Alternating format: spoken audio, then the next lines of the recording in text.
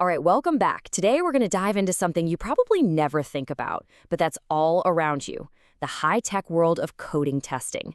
Yeah, it's this invisible science that literally keeps our world from falling apart, and we're about to see exactly how it all works. I mean, have you ever wondered how your car's paint job can look decent after years of sun and rain? Or what about the circuit board inside your phone? How does that little thing survive wild temperature swings? Well, the answer is this invisible shield, a coating. And more importantly, the insane testing it goes through long before it ever gets to you. So here's what we've got lined up. First, we'll look at this unseen shield. Then we'll see how it gets applied so perfectly. After that, it's time for the ultimate stickiness test. And then, my favorite part, we're going to push it to the absolute limit with fire and ice. And at the end, we'll pull it all together and see why this stuff matters so much. Okay, so let's start at the beginning. What is this invisible layer we keep talking about? And why on earth does it need such intense, crazy testing? Well, you can think of these coatings as high-performance armor.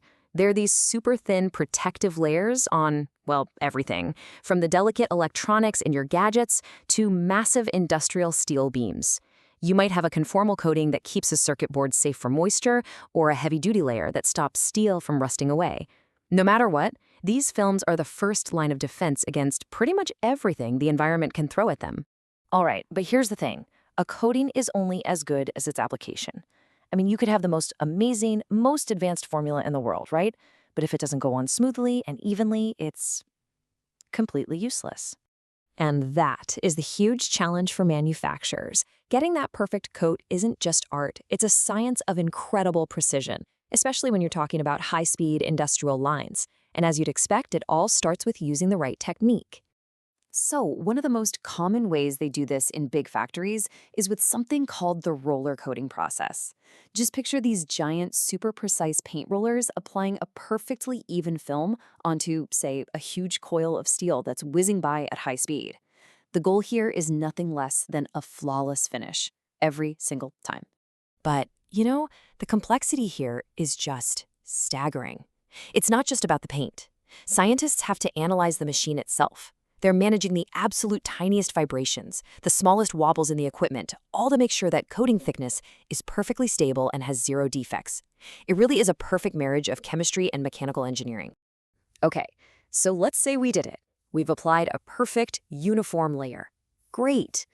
But that just leads us to the next big question, and honestly, it might be the most critical one of all. Is it actually going to stay on? Adhesion, the stickiness, is everything. I mean, if that protective layer just peels right off, it's doing nothing, right? It offers zero protection. And this gets really hard on certain surfaces. Aluminum, for example, is notoriously tricky to get things to stick to. So to measure how well a coating holds on, scientists use this standardized test that is, well, it's brilliantly simple. It's called the crosscut test. And to make sure everyone is playing by the same rules, it's governed by a really strict international standard, ISO 2409. That way, results are consistent and you can compare them no matter where in the world the test is done. So, how does this amazingly simple but super important test actually work? Okay, check this out. First, you take a special tool and you cut a really precise grid of tiny little squares right through the coating, all the way down to the surface underneath. Next, you take a special kind of adhesive tape and press it down really firmly over that grid.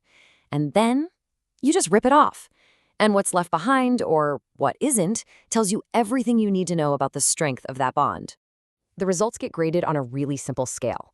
If the grid looks perfect after the tape is gone with nothing flaking off, that's a class 0. Perfect adhesion. Awesome. If maybe a few tiny flakes come off right where the lines of the grid cross, that's a class 1. Still pretty good. But if big chunks of the coating get ripped off with the tape, well, that's poor adhesion, and the coating has officially failed the test. So our coating is on smooth and it sticks. We're in good shape, right? Well, not so fast, because the real world isn't so nice and tidy. Now we have to find out if our coating can survive some of the absolute harshest conditions you can even imagine. And this is where things get really brutal. We're looking at two different kinds of extreme tests here.